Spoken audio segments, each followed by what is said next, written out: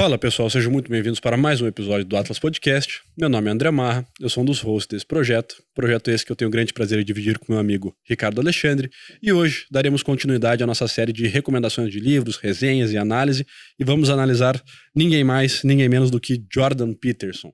Esse é um livro que eu particularmente gosto bastante, se chama 12 Regras para a Vida, o Antídoto para o Caos, e eu já de pronto recomendo. E nós vamos, então, fazer uma breve análise para vocês a respeito dessa obra. Eu, sempre quando vou ler um livro, gosto de entender quais são as circunstâncias ou históricas, econômicas em que ele foi produzido, ou quem é o autor. Porque o autor ele sempre coloca a sua marca, a sua digital, dentro da sua obra, e é interessante saber quem é ele. Então, portanto, o Jordan Peterson hoje ele é um psicólogo, tem os seus 60 anos, formado, leciona, na verdade, na Universidade de Toronto, já foi professor adjunto na Universidade de Harvard, e começou a se despontar na internet aí, acho que lá por meados de 2016, se eu não me engano, que foi quando ele publicou no seu canal no YouTube as suas primeiras palestras. E ele tem um livro que foi bem conhecido, que inclusive permeou ali os debates da época, que é o Mapas do Significado, em que ele aborda essas questões de crença, de ideologia, e na ocasião em questão, salvo engano, foi um debate que teve a respeito dos pronomes. Então, já traduzindo para o português, né, o uso que nós temos frequentemente nas universidades, e não é por acaso, daquele ELX ou EL arroba para substituir o ele e o ela. E o Jordan falou que seria veementemente contra isso, e que até ele faz uma comparação que ele diz que a ideologia de esquerda progressista, pós-moderna, em que tenta colocar isso goela abaixo, ela seria basicamente o equivalente ao arcabouço teórico marxista do século XX, que foi responsável pela morte de mais de 100 milhões de pessoas.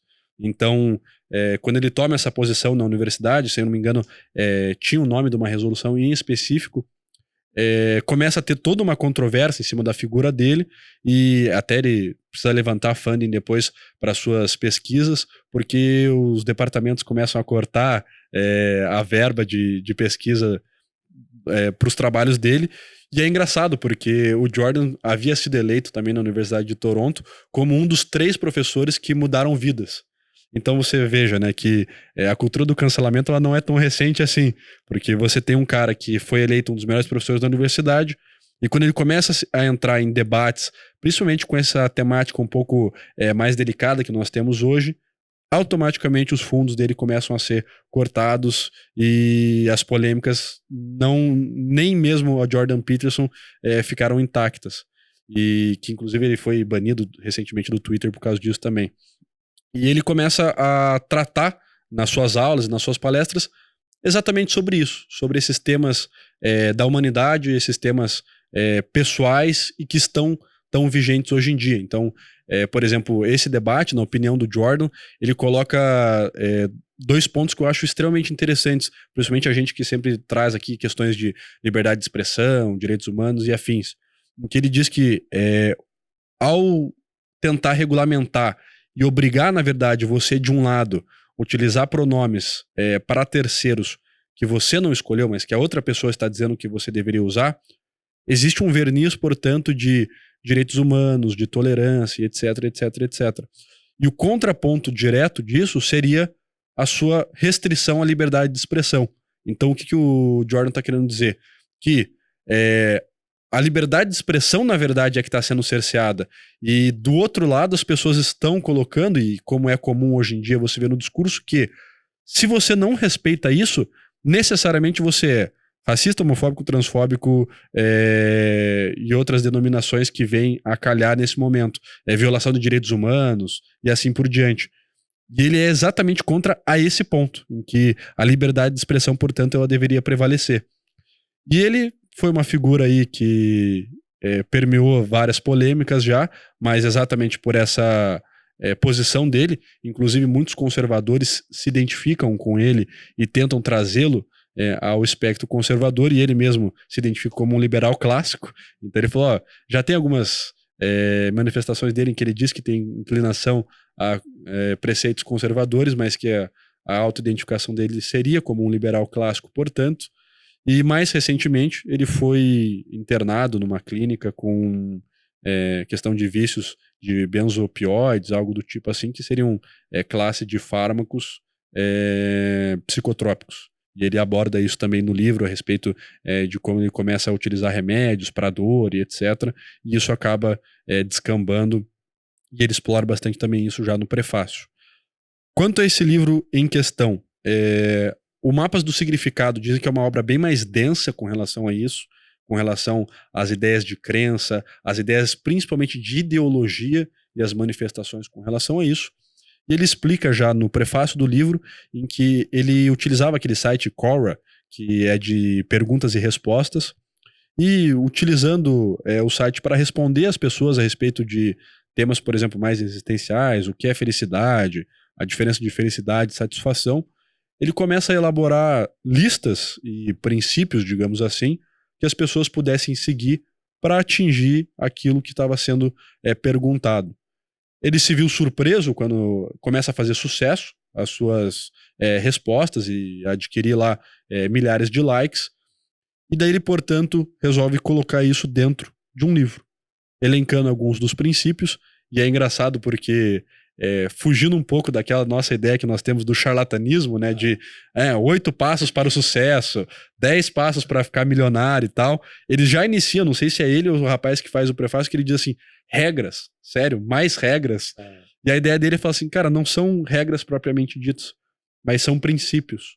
São princípios que eu, como psicólogo, e vendo todas as pessoas que eu já pude auxiliar, e também as pesquisas que eu realizei, eu vi que seria, portanto, um antídoto para o caos. Porque ele tem essa ideia de que, de um lado, nós temos a ordem, e daí por isso as pessoas até colocam ele no espectro mais conservador, e do outro, portanto, nós teríamos o caos.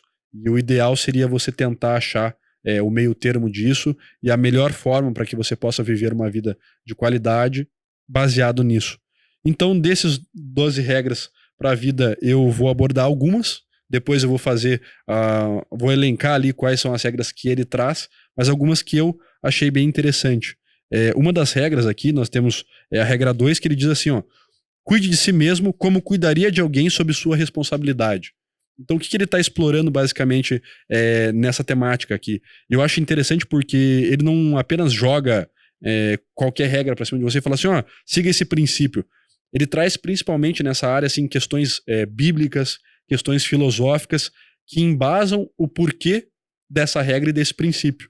E aqui ele tem uma passagem que eu acho fantástico, em que ele diz assim que a humanidade, em sua totalidade, e aqueles que a compõem como pessoas identificáveis merecem a compaixão pelo fardo aterrorizante sobre o qual o indivíduo humano e genuinamente cambaleia, compaixão pela subjugação à vulnerabilidade mortal. Então o que ele está dizendo aqui? Que a vida, e essa é a pegada do Jordan em qualquer palestra ou livro, ela é difícil. Ela é feita de altos e baixos, e que, na verdade, você descobrir como você avançar diante das dificuldades é o segredo, digamos, do sucesso. Porque daí a gente até comentou num outro podcast que, por exemplo, as universidades, os pais hoje tentam criar essa bolha de proteção, essa bolha na qual você não pode ser discordado, você não pode ser confrontado, de que as suas ideias elas não podem ser colocadas ali num spotlight para serem confrontadas com outros argumentos. E o Jordan Peterson diz exatamente o contrário. Cara, a vida, em síntese, é foda. Espaços seguros são uma mentira, porque eles não representam o que acontece na vida real. Essa que nós, vocês, todos nós juntos estamos vivendo. Exatamente. Tanto que ele fala, cara, o sucesso que eu obtive, não que foi necessariamente por uma sorte, mas que ele não veio numa linearidade, não foi planejado. As coisas foram acontecendo, dificuldade atrás de dificuldade. Ele cita lá que quando ele teve a filha dele, ele já tinha dificuldades financeiras, dificuldades de planejamento. Aí a filha dele desenvolve uma doença em específico, o que torna as coisas mais difíceis, como é a vida. A vida, você sai de uma faculdade, se lança num trabalho, cara, ela vai ter reveses necessariamente. Você vai ter problemas para enfrentar, e é exatamente essa vulnerabilidade, essa mortalidade no que ele chama, que nós necessitamos ter compaixão, daí o porquê do princípio, com nós mesmos. Então ele diz, cuide de si como você cuidaria do outro. Porque nós temos essa questão e muitas vezes nós buscamos cuidar muito sempre do outro, né? Seja um pai com relação ao filho, um filho com relação ao pai, você com um amigo, você se doa, você faz tudo, você tenta dar o melhor ali e pra você não tem a mesma visão. E daí até ele traz um pouco mais pra frente que ele diz assim, merecemos respeito, você merece respeito, você é importante para outras pessoas, assim como para si mesmo. Você tem um papel vital a ser exercido no destino em desdobramento do mundo. Você é, portanto, moralmente obrigado a cuidar de si mesmo. E o que ele quer dizer com isso? Que, cara, você pode não ter uma relevância nacional, você pode não ter uma relevância global, mas você certamente tem uma relevância no seu núcleo familiar, no seu núcleo de amigos, no núcleo do seu trabalho, e aquilo que você faz, aquilo que você fala e o seu comportamento diário vai impactar a vida das pessoas, e aí é o que ele espera, que você possa impactar a vida dessas pessoas para melhor. Por quê? Porque ao cuidar de si mesmo, ao olhar para si e ver que você possui um valor na sua mortalidade, na sua dificuldade, naquilo que a vida lhe apresenta de dificuldade, porque a vida é foda, você, olhando para si, cuidando de si, consegue refletir no outro e cuidar do terceiro, talvez melhor do que aquilo que você cuidaria antes, você estando mal. Então essa regra eu achei um espetáculo. Cara. Sim, e sobre a rudeza, a dificuldade inerente a viver, é importante dizer que isso se reflete também num campo puramente biológico. Pensem no que acontece se uma pessoa ficar dentro de uma bolha toda a sua vida, porque ela teme contato com bactérias, ela teme contato com vírus e, portanto, ela pretende se resguardar. Vejam o que aconteceu com as nossas crianças agora na pandemia. Todas, quando voltaram a frequentar as escolas, passaram por sucessivas crises de saúde. Infecções as mais variadas, resfriados os mais diversos, gripe e por aí em diante. Por quê? Porque o espaço seguro, ele simplesmente não funciona. Em algum momento, você vai precisar, de peito aberto, enfrentar a vida em toda a sua complexidade. E, de certa maneira, o que sempre tornou a mim um liberal, e fico feliz com essa definição de Jordan Peterson, de ser ele um liberal clássico, e, na verdade, a diferença entre liberais clássicos e conservadores não é tão acentuada quanto se pudesse imaginar, mas isso fica para um outro podcast. Mas o fato é que é uma das premissas do liberalismo essa ligação com o que nós poderíamos chamar de estoicismo. A crença de que a vida não é fácil, a constatação de que os recursos são escassos, a percepção de que o comum é a miséria e não a riqueza, e que você só vai atingir prosperidade, seja como indivíduo, seja como família, seja como sociedade, seja como nação, se você se dedicar ao máximo, se você adotar uma série de princípios na tua vida, e é sobre isso que fala Jordan Peterson, que possam te impulsionar adiante. E o que parece tão fascinante nessa abordagem é que a fugacidade, aquele elemento de alegria tênue, fugaz e momentâneo que todos nós sentimos em determinados momentos da vida, isso não se confunde com a tua autêntica felicidade. E que, muito possivelmente, a felicidade consiste nessa busca por um propósito maior, nessa busca por uma autêntica realização, e isso tem como premissa um fato básico: a vida é difícil, a vida não é fácil. Do momento em que você se acorda até aquele em que você vai dormir, você passou por uma série de desafios e eles devem ser enfrentados e não desviados, porque é isso que nós devemos fazer como seres humanos.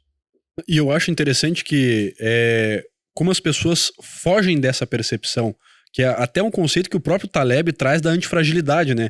E a antifragilidade é por quê? Porque não tem como você ser um bom marujo se você não navegar nos mares mais vultuosos e mais difíceis. Porque é na dificuldade que você consegue achar a boa saída, que você consegue achar uma força pessoal para que você possa enfrentar. E mais do que isso, não existe a vida sem a dificuldade. Não é possível. É igual ele usa um outro termo que a gente estava falando agora pouco. É apenas wishful thinking. É apenas você desejar um devaneio, você buscar alguma coisa e falar assim, pô, mas eu queria que fosse tão mais fácil. Bom, não é.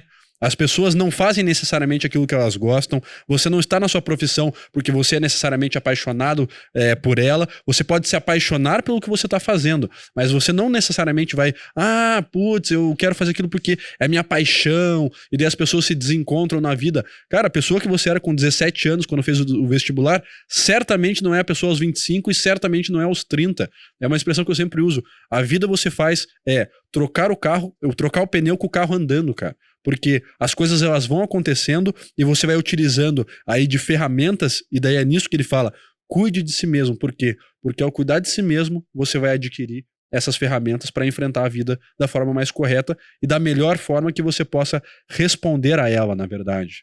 Antes de você passar para a próxima regra, André, queria tocar em 2 pontos que são fundamentais. O próprio conceito de antifragilidade do Nicholas Taleb pressupõe aquilo que não apenas é resiliente, não apenas resiste à dificuldade, mas aquilo que melhora com a dificuldade. Um dos exemplos que ele dá, e não poderia ser mais feliz, é a nossa imunidade, o nosso sistema imunológico, que só ficará plenamente capacitado se tiver contato com bactérias, com germes, com agentes patógenos. É o que acontece com a vacina. É o que acontece quando uma criança brinca na rua. Então aquele nosso conselho, ou o conselho que as nossas avós davam para nós, deixa a criança se sujar, deixa ela brincar no jardim, deixa ela andar em meio ao barro, isso é fundamental para que ela adquira essa antifragilidade, essa melhora da imunidade. E aí só fazendo uma palha com outro livro que nós vamos resenhar, quando nós nos espelhamos, porque esse livro fala de figuras como Ayn Rand, Hannah Arendt, Simone de Beauvoir, Simone Weil, quando nós nos espelhamos em figuras que conquistaram a glória na sua área de atuação, nós tendemos a imaginar que a vida delas não foi permeada por dificuldade.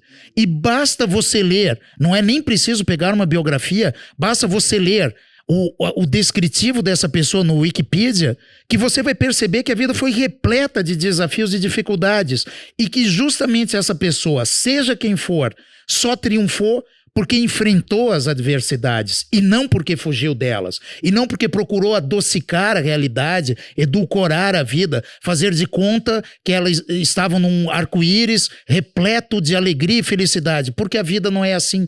Isso tudo pode ser conquistado, e você só conquistará se você não fizer desvios em relação à dificuldade inerente à vida. E é nesse sentido também que daí eu busquei outra regra que eu achei muito boa, principalmente, não é uma das melhores, mas principalmente com o contexto que a gente vive e por estarmos inseridos na internet. Então já fica até uma dica aí para quem discorda, que seria a regra de número 6. Deixe sua casa em perfeita ordem antes de criticar o mundo.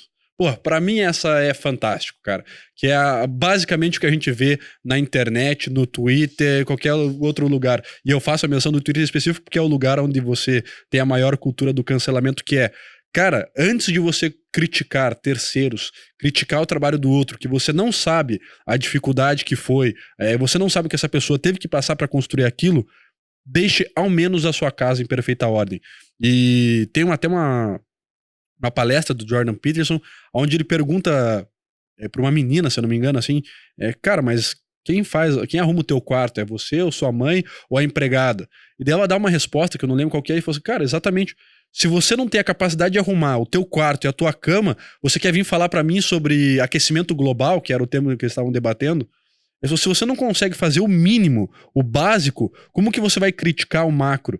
E eu vejo muito isso hoje, cara, em que as pessoas elas conseguem terceirizar ou abstrair a crítica, no sentido de que é muito mais fácil você falar do aquecimento global, é muito mais fácil você falar do capitalismo como uma entidade abstrata e etérea, porque você não tem necessariamente um alvo, um algoz e algo que você possa imediatamente fazer, porque você fica num baluarte, numa pilastra de glória, de críticas apenas construtivas, como se você estivesse dando pitacos de sabedoria e que estivesse ajudando a sociedade a caminhar para o futuro, o que não é verdade. O que não é verdade. Isso te põe naquela posição tão confortável, descrita por Thomas Sowell, de que você seria um ungido. De que você quer o bem da sociedade, veja como você é bom e virtuoso. E eu vejo uma predileção da esquerda com relação a essas temáticas, onde você, como um oráculo da sabedoria, sabe todas as coisas que são melhor para a sociedade, para o sistema político, para o sistema capitalista como um todo, e você, da sua posição, então, de profeta, consegue falar, não, mas isso aqui tem que ser assim, isso aqui tem que ser... Olha lá o que o cara tá fazendo, o aquecimento global, e ele explora exatamente sobre isso. Então ele fala aqui, ó, então simplesmente pare quando perceber, por mais vagamente que seja, que deve parar. Pare de agir daquela maneira específica e desprezível. Pare de dizer aquelas coisas que o tornam fraco e envergonhado. Diga apenas coisas que o tornam forte. Faça apenas as coisas dos quais você possa falar com honra. Ou seja, você precisa olhar para si mesmo e se tornar forte para que você possa olhar para situações externas, portanto, e de fato falar, cara, isso eu acho que deve ser assim, assado, por causa desses dados, porque isso, se for assim, eu acredito que é melhor, mais embasado em alguma coisa. E mais do que tudo isso, que é o que ele traz aqui, não culpe o capitalismo, a esquerda radical ou a iniquidade de seus inimigos. Não reorganize o Estado até que você tenha ordenado a sua própria experiência. Tenha um pouco de humildade. Se você não pode levar paz para a sua casa, como ousa tentar governar uma cidade?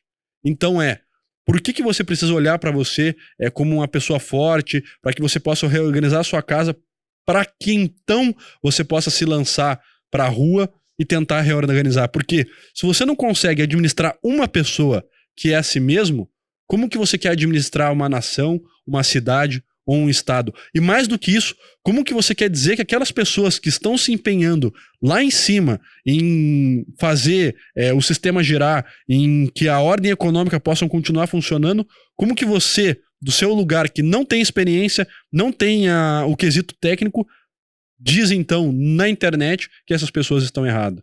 Então, esse é um princípio que eu achei extremamente interessante, cara. Sim, e quem não conheceu aquele hipócrita, que é o sujeito que se põe como um ungido, um salvador do mundo, alguém que vai salvar a humanidade, seja da mazela do aquecimento global, seja dos problemas do capitalismo, seja do cerceamento da liberdade que ocorre só porque o liberalismo é malvadão. Quem não conheceu um hipócrita que preconiza no seu discurso todas essas virtudes e que, no entanto, trata mal o seu vizinho, trata mal os seus filhos, trata mal os seus subordinados, trata mal os seus sócios, em suma, é um péssimo ser humano e que convive com essa falha de caráter, invocando para si falsas virtudes. Mas eu não sou tão desprezível, eu não sou tão mal, porque veja, em última análise, eu quero o melhor para o mundo. E você não dá o passo essencial que foi traduzido por aquela máxima de Voltaire em Cândido: cuide primeiro do seu próprio jardim.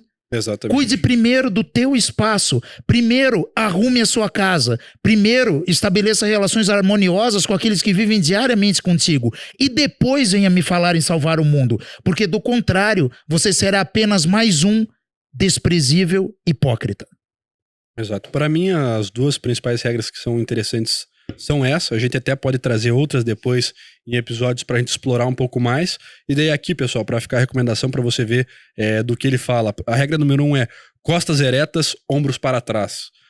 A 2 é a cuide de si mesmo. A 3, seja amigo de pessoas que queiram o melhor para você. E essa também ele explora quesitos fantásticos das relações interpessoais. A 4, compare a si mesmo com quem você foi ontem, não com quem outra pessoa é hoje. Ou seja, por óbvio que as relações interpessoais, elas trazem nuances que você não consegue captar. Você não consegue captar olhando para o Instagram de uma pessoa, olhando para o Facebook de uma pessoa, o YouTube de alguém, se aquela pessoa ela é feliz, se ela não é, se ela de fato tem aquela aparência estética. E aí ele vai explorando outros quesitos. Não deixe que seus filhos façam algo que você deixe de gostar deles. Busque o que é significativo, não o que é conveniente. Diga a verdade ou pelo menos não minta. E várias outras regras ali que valem a pena serem exploradas e serem lidas. E eu espero aqui trazer também em outros episódios mais algumas dessas regras e desses princípios. Então, pessoal, fica a recomendação desse livro, 12 Regras para a Vida, do Jordan Peterson. Se inscreva no nosso canal, deixe nos comentários aí outros livros que vocês querem que a gente explore, que a gente faça análise. Envie para as pessoas que você tem certeza que vão achar esse conteúdo interessante. E até a próxima. Até a próxima.